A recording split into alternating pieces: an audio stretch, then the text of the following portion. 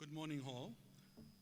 My name is PK Naika, and I am the General Manager for Skills Planning, Reporting and Research in the FPNM CETA. To the Program Director, CEOs and company directors, fellow HR and Human Capital Development Specialists, experts from various business backgrounds, thought leaders, academics, distinguished guests, ladies and gentlemen, I greet you and welcome you to the 63rd Annual IPM Conference. I think a big round of applause for IPM, please.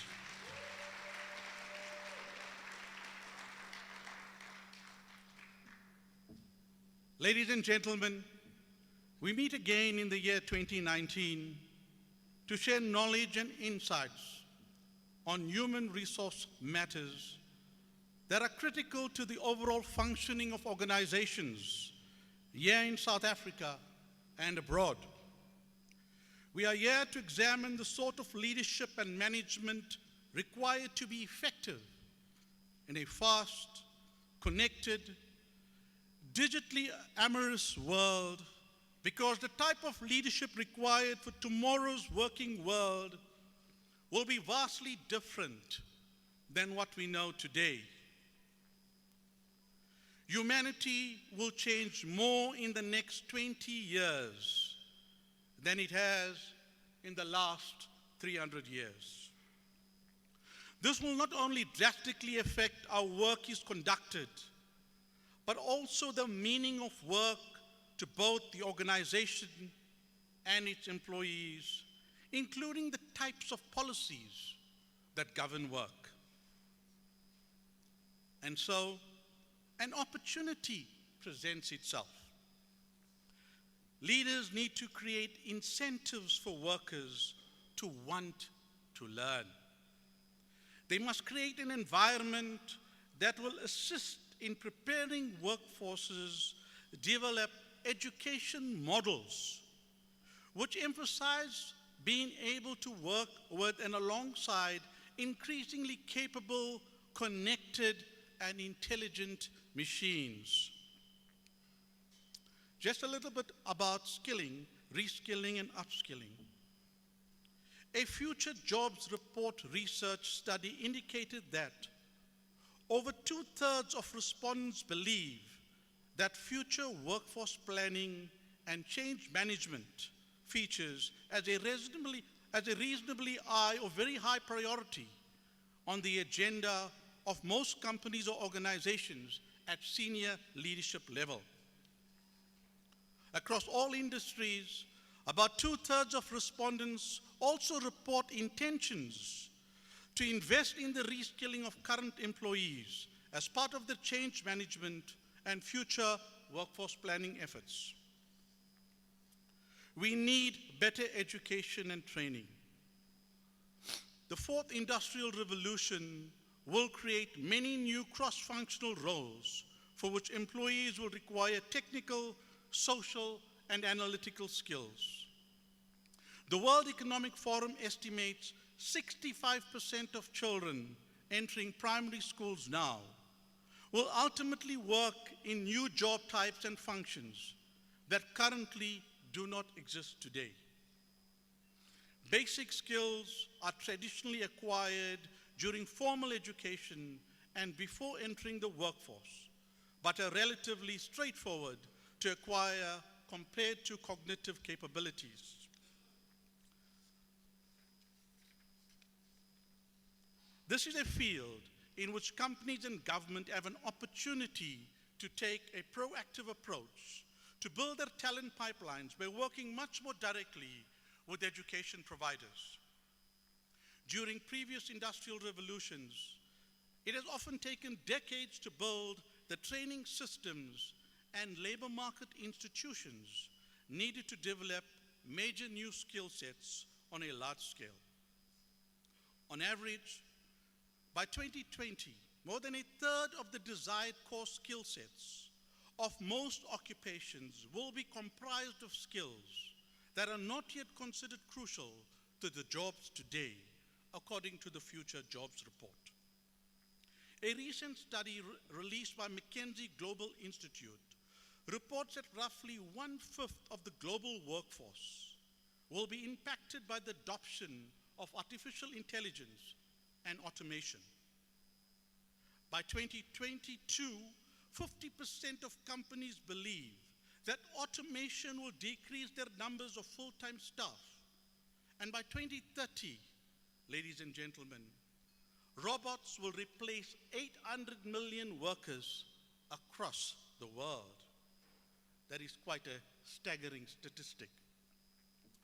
But due to the difficulties for some people to adapt to the new job requirements and master new job skills, the real problem that people are facing is structural unemployment, not lack of job opportunities.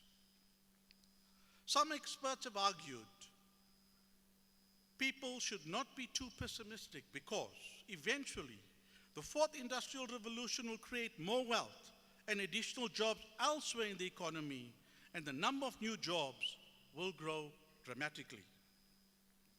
While there may not be consensus between the number of jobs created because of the fourth industrial revolution and how many will be lost, what most people agree on is that even the jobs that survive automation and digitization will have to change. Future technological advances will enable people to work more flexibly. Due to new technology and changing demands, employees may also become more supportive of existing employees wanting to work remotely or flexibly. And we have that now, and we see it in our workplaces now as well. Organizational leaders need to get ahead of these issues before they become an hindrance to their organization. The challenge for employers, individuals, and governments alike are going to be to work out ways and means to ensure that the changing nature of work benefits everyone. Without urgent and targeted action, we need to manage the near-term transition and build a workforce with future-proof skills. Governments will have to cope with ever-growing unemployment and inequality, and business with a shrinking consumer base. And we all know that we consume less as we move on in the years. A modern approach to education is needed. Skills such as coding, artificial intelligence, data and analytics need to be taught in schools as early as possible. There also needs to be a shift away from viewing university degrees as the only possible tertiary qualification that will enable employment. And this is what we need also to tell our children, okay? You don't need to go to a university in order to get jobs. There are also other pathways, career pathways that one could take to ensure employability. Young people need to be taught about career options that are in demand across the various industries. And myself, coming from a CETA, we always emphasize to our HR practitioners that they need to look at the occupations in demand. Okay, I know that year on year, the Department of Higher Education and Training, they do publish the top 100 occupations in demand, and all of us, we need to have a look at that list now and again. Businesses should work closely with government, education providers, and others to imagine what a true 21st century curriculum might look like. Cross-industry and public-private collaboration is critical. Businesses should work with industry partners to develop a clearer view on future skills and employment needs, pooling resources where appropriate to maximize benefits, and work more closely with governments to match or to map out a future view of skills demand versus skills supply. Resources should then be put into place regionally to upskill those out of work to fill high priority employment gaps. HR has the opportunity to add significant strategic value in predicting the skills that will be needed and plan for changes in demand and supply. To support such efforts, the Forum's Future of Jobs project provides an in-depth analysis on industries, countries, occupations, and skills. And just the other day, I was reading a very successful education and training model that's been practiced in Switzerland. So it's something that you need to Google and that you need to obviously keep abreast of going forward. But as managers, it is our task to ensure that our organizations are ready and well equipped. While the fear of robots taking our jobs might not be an accurate depiction of our future, if we do not start skilling our organizations today for what is coming tomorrow, more people will be unemployed and we will be the ones to blame and not the robots or the machines. For businesses to capitalize on new opportunities, they will need to put talent development and future workforce strategy at the front and the center to their growth. But without the understanding of the coming disruptive changes, no amount of skilling and upskilling can assist us. Ladies and gentlemen, as we cross over to the year 2020, organizational leaders and HR professionals will need to continually take a holistic, people-first approach. I have no doubt the day will come when machines reach technology singularity, the point where they will match and eventually surpass human brain power.